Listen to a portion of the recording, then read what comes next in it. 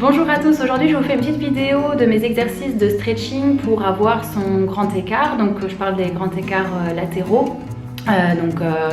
Depuis un petit moment je ne travaille plus de vraies séances de stretching, à part un petit peu de stretching pendant mon échauffement de pole dance, mais je ne faisais plus trop de stretching, on va dire, en profondeur. Donc j'ai perdu mon grand écart. J'avais pas le gauche mais le droit je l'avais et je ne l'ai plus. C'est un petit peu normal quand on ne travaille plus. Donc voilà, j'ai décidé de m'y remettre sérieusement. Donc je me suis dit que c'était l'occasion pour moi de vous filmer ça, de vous montrer un petit peu les exercices que je faisais.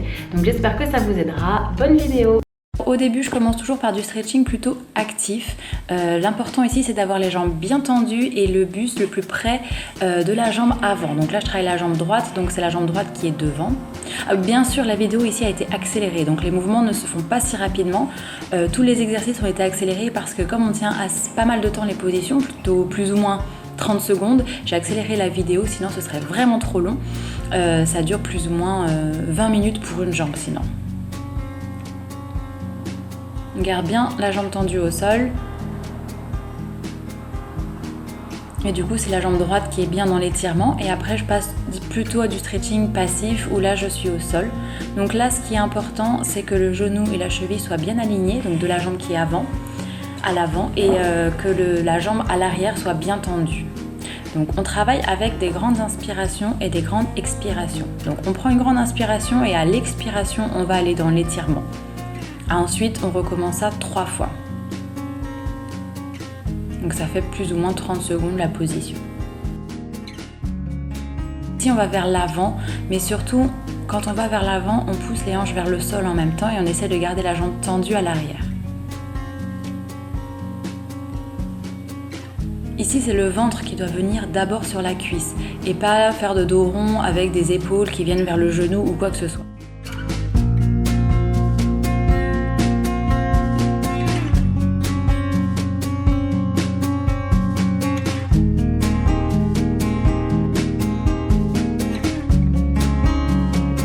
Dans cette position, le plus important, c'est d'avoir le buste bien aligné, bien droit, pour que le poids du corps, le poids du buste en fait, soit bien au-dessus des hanches et au-dessus de l'écart.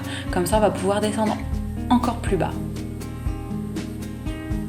Là, on met le poids du corps vers l'arrière. Quand on va vers l'arrière, comme ça, on travaille encore plus l'étirement en fait, de la hanche et de l'écart de la jambe qui est au sol, de la jambe gauche.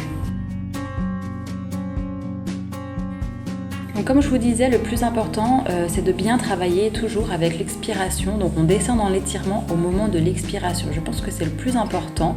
Je vous ai également mis tous les conseils pour bien réussir une séance de stretching et d'assouplissement sur mon blog. Je vous ai fait un article, donc ça va compléter cette vidéo-là. Ensuite, je continue avec les briques de yoga pour descendre en écart. Donc je vais descendre petit à petit les étages. Vous pouvez mettre des briques de yoga ou des coussins, des livres, etc. Le tout, c'est que ce soit adapté à votre souplesse. Donc là, je descends petit à petit, on va dire, pour que je sois bien. Bien sûr, on ne va jamais dans la douleur, ça doit quand même être supportable tout ça. Donc voilà, en fonction de sa souplesse, on descend bien. Et les hanches, surtout, doivent être bien vers le sol. Bien face au sol et pas les hanches ouvertes vers l'extérieur. La jambe avant est bien tendue.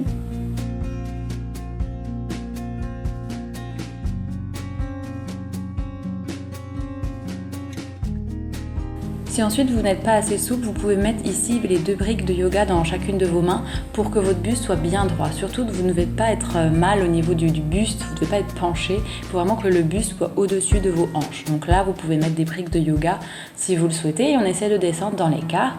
Donc forcément, ça tire un petit peu, puis vers la fin, j'ai quand même un petit peu mal. Aïe, aïe, aïe. Ouf.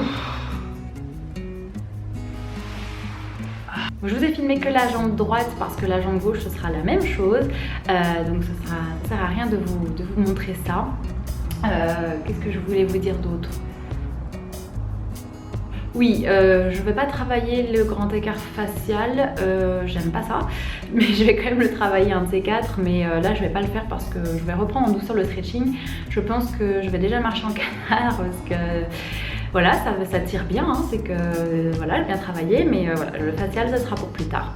En tout cas, si vous voulez que je vous montre aussi d'autres vidéos de stretching, notamment pour les épaules, je pense que c'est assez important de bien s'étirer et se stretcher les épaules pour gagner aussi en souplesse, parce qu'il y a pas mal de figures en pole dance qui demandent de la souplesse au niveau des épaules.